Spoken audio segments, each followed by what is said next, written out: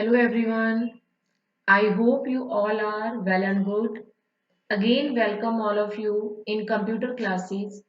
In previous video, we discussed about self-management, chapter number 2 of part A for class 9th. In previous video, we discussed the keys of self-management and self-confidence.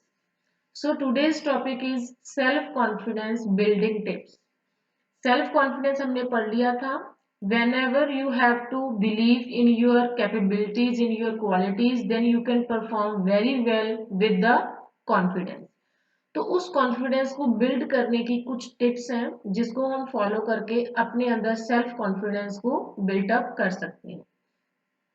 Up to 85% of the world's population in thought is thought to be affected with the low esteem, self-esteem, but there are various ways to build up, boost up the self-confidence. यहाँ पे बहुत सारे veg हैं, views हैं जिसके through आप self confidence को built up कर सकते हो.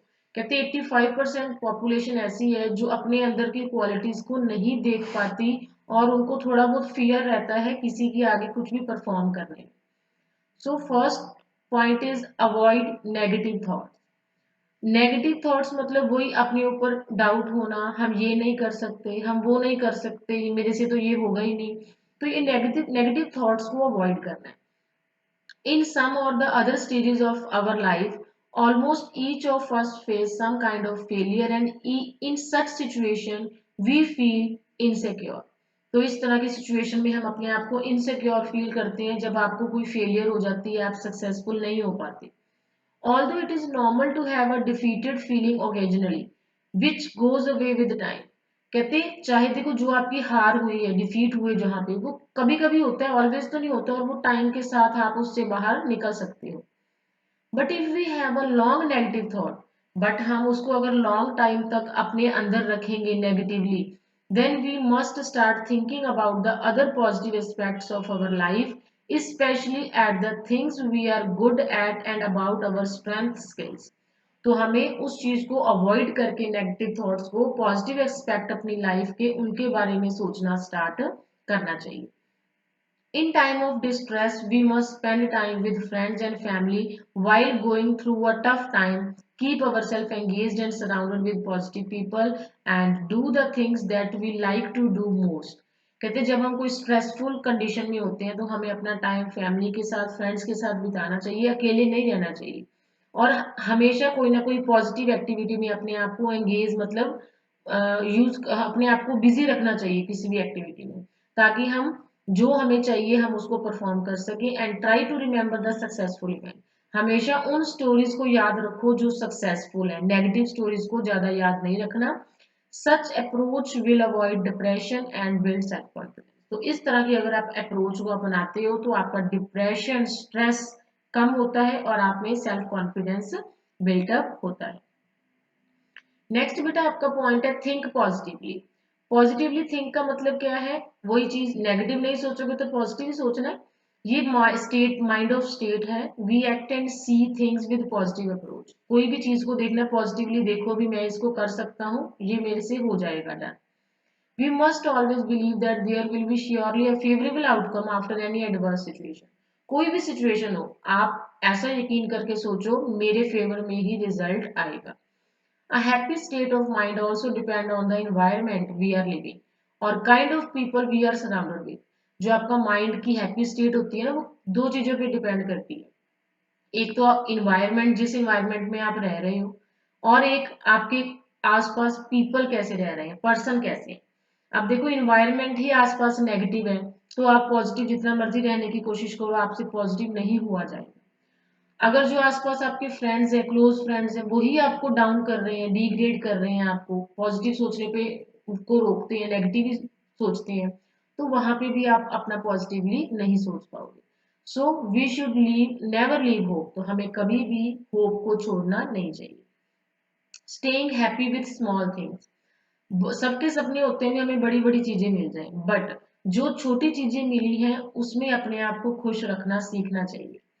Sometimes even very small things in our life serves as a source of great pleasure. तो कई बार छोटी छोटी चीजें भी हमारी लाइफ में खुशी लेके आती हैं. तो हमेशा अपने आप को ब्लेस्ड समझो, गिफ्ट समझो लाइफ का भी, हमें जो मिला है वो कईयों को नहीं मिलता।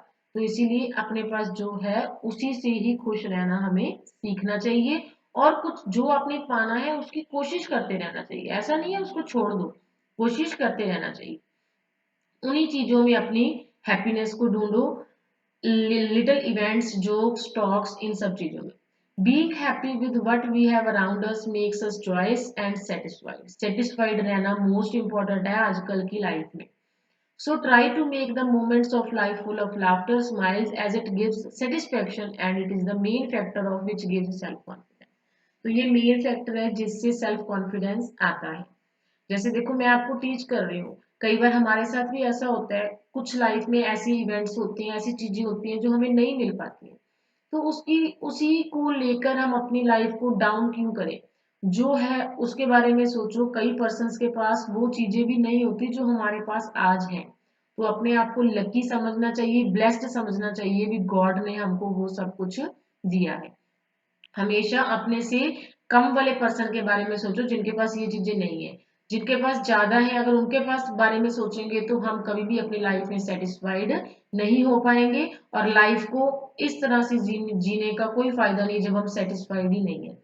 सेटिस्फेक्शन तो कभी भी नहीं मिलेगी आपको पूरी लाइफ में। तो किसी पॉइंट पे आपको अपने आप को सेटिस्फाई करना चाहिए और खुश रहना चाहिए जो आपके पास है। Staying clean, hygienic and smart, वही चीज, कॉन्फिडेंस बढ़ेगा तभी जब अपने आप को क्लीन रखोगे, हाइजीन रखोगे, स्मार्ट बन के रहोगे।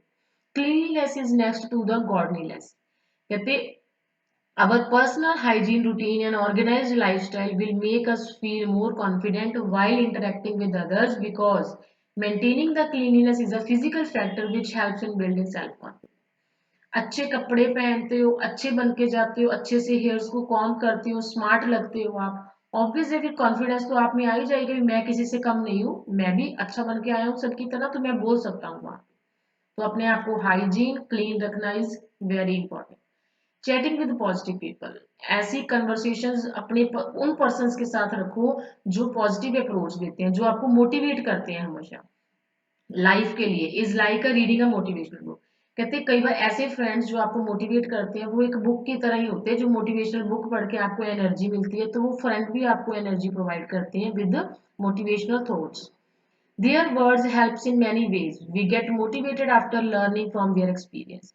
तो हम मोटिवेट होते हैं अगर उनकी बातें सोचते हैं, सुनते हैं, हम उनके एक्सपीरियंस होते हैं जो हमसे बड़े होते हैं, उनकी बातें सुन के हमें अपने आप को मोटिवेट करना चाहिए। They act as a guide in our life, guide की तरह काम करते हैं लाइफ में जो पर्सन एक्सपीरियंस्ड होते हैं, which encourage us to do well, वो हमें एनकरेज करते हैं हम इससे अच्छा करें, बेटर करें।